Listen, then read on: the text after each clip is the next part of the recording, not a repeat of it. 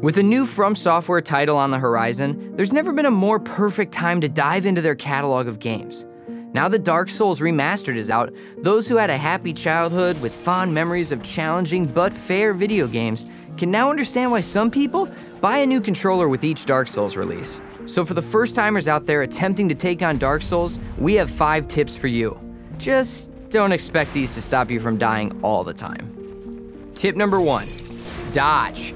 The dodging mechanic in most games simply makes the character invincible during the animation. But this isn't how Dark Souls does it. Dark Souls is purely collision detection, meaning that if a weapon or attack makes contact with you, no matter what you're doing, you're going to take damage. You'll also need to identify an opponent's attack to know which direction to dodge. However, you won't be able to completely rely on dodging. Watch your stamina. Dodge only when you need to. If you dodge too much, you won't have the stamina to hold a block. Speaking of blocking, tip number 2, blocking. If you're new to Dark Souls and don't have a grasp on evading just yet, then your main defense will be your shield. But you're no hero of time, so your shield isn't gonna block everything. Shielding in Dark Souls relies heavily on your stamina. Each attack that hits your shield will drain your stamina, and once you're out, your stance will break, leaving you wide open for an attack. When defending, you'll want to make time for your stamina to recharge. It may seem smart to keep your shield up to protect against another attack, but this will keep your stamina from recharging at full speed. Let your shield down when you can. This will allow your stamina to refill at a much faster rate and give you energy to block or dodge the next attack. However, if you're just exploring, keep that shield up. Just because you don't see an enemy doesn't mean they don't see you. Enemies can be hiding anywhere, like on a higher ledge or directly behind a corner. If you keep your shield up while traversing, it may be your best bet at blocking an unseen attack. Tip number 3, parry. After playing through an area countless times, you'll start to learn the enemy's attack patterns. When you notice an enemy is about to strike, you can block or dodge it. But if you're feeling lucky, you can try to parry. It's a risky move, but if done successfully, the payoff is huge. Parrying an attack will knock your opponent off stance, staggering them for just a second. But follow this up with an attack to inflict massive amounts of damage, potentially killing them instantly.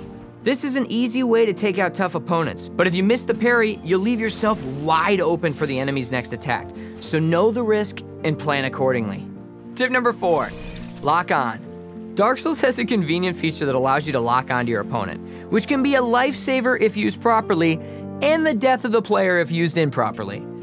When first attacked, you can easily forget to do this, especially if it wasn't a planned battle. But it's difficult to precisely block an attack or even hit an opponent if you're not locked onto them. While locked on, your character will constantly face the enemy, making them the primary focus. This is perfect for shielding and attacking. When facing multiple enemies, you'll be able to switch targets easily. Just be sure to keep your target on the closest opponent, only switching when needed. Tip number 5, Kindle Fire. Now, Dark Souls is no walk in the park. You're going to die again, again, and again. They didn't name a version of the game the Prepare to Die edition for nothing, you guys. But Estus Flasks will keep you going. These serve as a basic health potion and will restock to a total of 5 at every bonfire. However, on your travels, you may just find some humanity lying around. One great use for humanity is to kindle a fire. If you walk up to a bonfire as a human, you'll be able to select the option Kindle. This will make the fire burn brighter, giving you 10 Estus Flasks instead of the typical 5. These Estus Flasks are incredibly valuable when dealing with an area filled with enemies or if you're heading into a difficult boss fight. Remember, you can only kindle fire when you're human. So if you've died recently, you'll need to spend humanity to reverse the hollowing before you can kindle that fire. Dark Souls isn't and has never been a series for the faint of heart. It's brutally challenging and downright unfair at times. Getting blindsided by enemies and traps can leave you frustrated, especially if you were hauling a good number of souls. But that's the beauty of this game. The frustration, challenges, and unfair obstacles all become worth it as you conquer each of them. Each boss's defeat feels like a reward in itself because of the skills you needed to master and the sheer determination it took to get through it. There's no hand-holding and there are no tutorials, but that's where the true fun lies, as well as the unmatched feeling of accomplishment. So we wish you luck on your journey. May you praise the sun for yet another day.